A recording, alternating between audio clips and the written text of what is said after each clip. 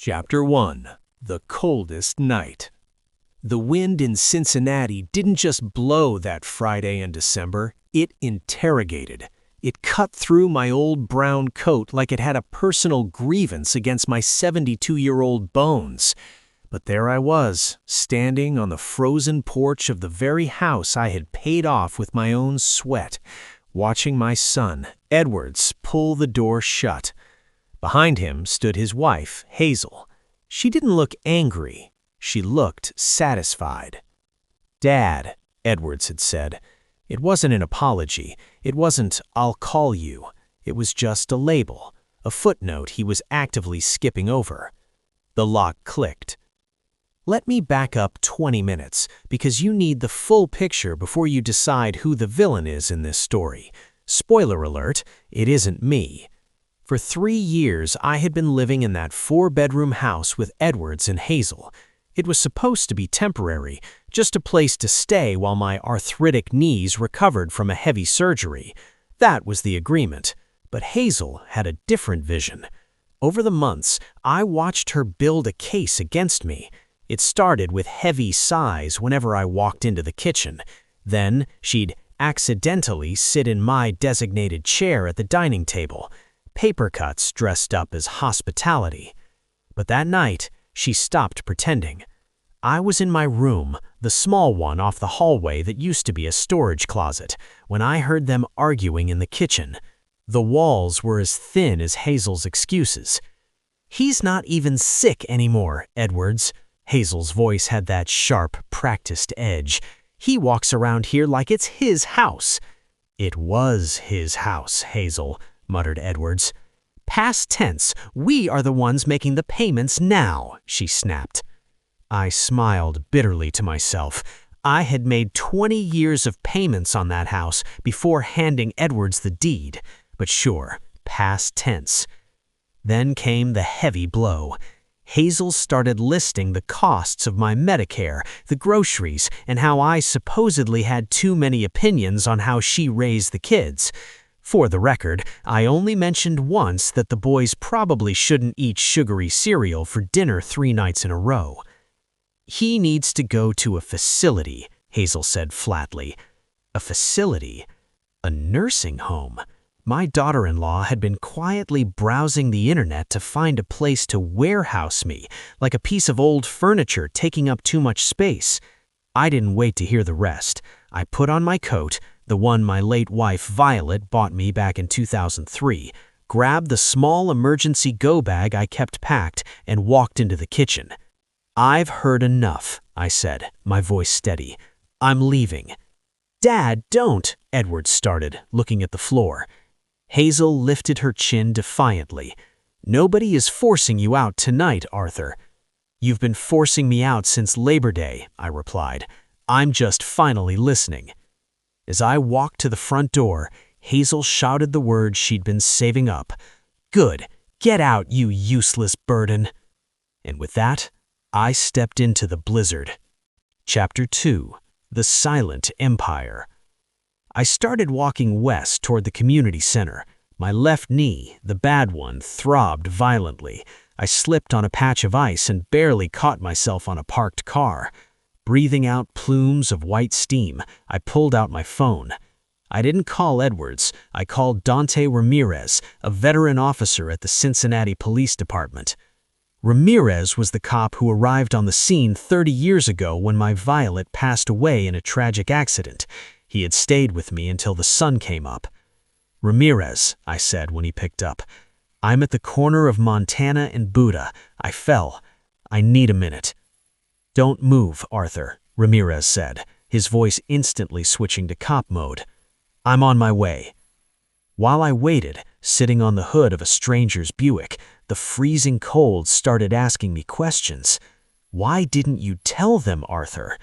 You see, for 30 years, everyone in my family thought I was just a retired blue-collar worker who spent their days watching the History Channel and clipping coupons. They thought I was broke, but they didn't know about the foundation. When my father passed away in 1993, he left me a substantial amount of money, not billions, but enough to never work another day in my life. But I didn't want the money. It felt wrong to use it for luxury while Violet was gone. So, a year after her death, I put every single penny into a secret trust, the Violet Donovan Community Foundation. For 30 years, I signed documents using the name Raymond, a nod to my father. Under that anonymous name, I had quietly built half of this city. I had funded 14 local schools across 3 states. I established after-school programs in the toughest zip codes. I created a scholarship fund that had sent over 200 underprivileged kids to college. When the local community center's heating system failed in 2019 and the children were shivering in their coats, I secretly paid for the entire replacement. I kept it invisible. Why? Because I knew Hazel and my son. If they had known about the millions sitting in that foundation, they would have made it about greed, inheritance, and assets. Violet's legacy deserved better. Ramirez pulled up in his police cruiser exactly 11 minutes later. He assessed my swollen knee and helped me into the warm passenger seat with the respect of a brother. "Where to, Arthur?" Ramirez asked. "Just drive. I need 10 minutes to think," I replied. Ramirez nodded and drove through the snow-covered streets of Westwood. But as we neared the corner of Buda and Epworth, Ramirez slowed. "Arthur, you need to see this." I looked out the window. The Westwood Community Center, the very building I had anonymously purchased and maintained, was lit up like a Christmas tree. Despite the freezing blizzard, there weren't just a few people outside. There were hundreds. People in heavy coats were holding candles against the wind, spilling from the parking lot onto the sidewalk. "What is this?" I whispered. "When you called me, I had to alert the community leaders that you were wandering in the storm," Ramirez said quietly. "You built this neighborhood, Arthur. You think I was going to let you freeze and not tell anyone?" "But I didn't tell them it was me," I argued. "Arthur," Ramirez smiled, "everyone in this zip code has known for years that you were the anonymous donor. Everyone, except your son." Chapter 3. The Portrait and the Truth. Getting inside the community center was a blur. My knee was locked up, but I refused to stretch her. I walked in leaning on Ramirez. The moment the doors opened, the packed room went dead silent. I recognized the faces instantly. There was Paulette from the after-school program, old Donald, who ran the community reading circle, the teachers, the parents, the teenagers. Then someone started clapping. Within seconds, the entire room erupted into a standing ovation. Tears threatened to spill from my eyes, but I looked up at the ceiling to hold them back. I raised a hand. All right, everyone go home before you catch pneumonia. Violet would be furious at all of you for standing in the cold." The crowd laughed, breaking the tension. They sat me down in the back office, elevating my leg and handing me a cup of strong coffee. Ramirez closed the office door and held up his phone. "He's on his way," Ramirez said. "I called Edwards." "What did you tell him?" "I told him his father was found semi-conscious in a snowstorm and needed to come here immediately. I conveniently left out the part about the massive crowd and the news vans waiting outside." "Good man," I chuckled. I sat back and waited. About 15 minutes later, I heard fast, panicked footsteps echoing across the community center's floor. Footsteps have personalities. Edwards's footsteps didn't sound like grief or love. They sounded like panic, the panic of a man calculating the consequences of his actions. The office door flew open. Edwards stood there, his broad shoulders filling the frame. He looked ready to deliver a rehearsed speech. But his eyes instantly locked on to the large interior window of the office. Through that glass, on the main wall of the center, hung a massive 6-foot oil painting. It was a portrait of a beautiful young woman in a bright yellow dress, laughing radiantly. Beneath the painting, carved directly into the mahogany wall, were the words, "Built by Raymond, in love, in silence, forever." The speech died in Edward's throat. He stood paralyzed. "Dad?" His voice was thin, shaking. That's Mom on the wall. How long has she been there?" "Since October 2018, I said calmly, taking a sip of my coffee. "We unveiled it on her birthday." You put her there? You built this place?" "Sit down, Edwards," I instructed. My son collapsed into the chair opposite me, looking like a defendant on a witness stand. "The Violet Donovan Community Foundation," I began, my voice steady. "I incorporated it in 1995. Since then, we have funded schools, parks, and libraries. This very building was purchased by the foundation in 2001. I used my father's name, Raymond, because I didn't want the credit. I wanted the focus to remain on your mother." Edwards stared at me, his eyes wide. "But the money? You worked at the factory for 30 years. "My father left me a fortune, Edwards. I put it all in a trust. I never touched a single dollar of it for myself. Not one." The heavy silence that followed was louder than the storm outside. "Why didn't you tell me, Dad?" Edwards' eyes grew red with tears. 30 years? I thought you were just clipping coupons. I let Hazel call you—" He winced, unable to say the words.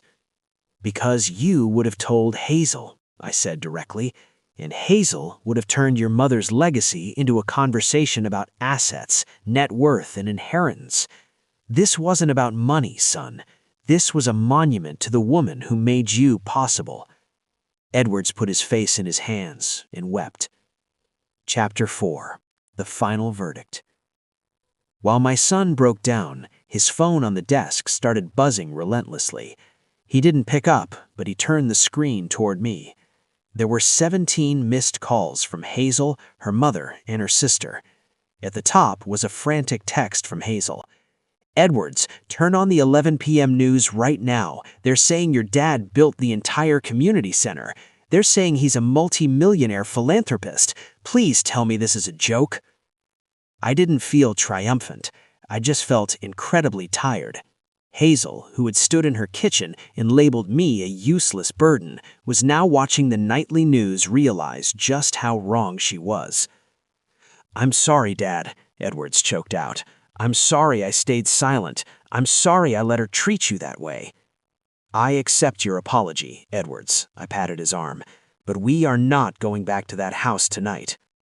"Right, you can stay with me at a hotel," Edwards nodded eagerly. "No, Edwards, you misunderstand." I reached into my bag and pulled out a thick, rubber-banded manila envelope. I placed it on the desk. "This is my updated will, filed 3 weeks ago." Edwards frowned. "What does it say?" "The house on Maplewood, the one I signed over to you, I discovered a clause in our deed agreements regarding elder care. Since the condition was violated, I have legally retitled it back to the foundation." The color completely drained from my son's face. "It's no longer yours, Edwards? Starting next month, it will serve as transitional housing for low-income families in our after-school program. Hazel called it a burden. I'm making sure it actually helps people who need it." "But where will we go?" Edwards whispered. "The paperwork gives you 60 days to vacate the premises," I stated firmly. "You are my son, and I love you, but you stood by and watched your wife throw you into a blizzard. You have 60 days to find a new place, and more importantly, 60 days to decide what kind of man you want to be." I stood up, my bad knee protesting with a sharp pain, but my heart feeling lighter than it had in decades. I walked out of the office and straight toward the news reporter waiting in the lobby with a rolling camera. I looked directly into the lens. "Mr. Donovan?" the young reporter asked eagerly. "Can you tell the city about the foundation?" I stood tall in my old brown coat. "It's a love story," I said, my voice echoing through the center. "It's been going on for 30 years. It started the night my wife died, and as long as I'm breathing, it's never going to stop." Behind me, in the office, I could hear my son crying. Some lessons have to cost everything before they finally stick. Violet would have agreed with me. She always did.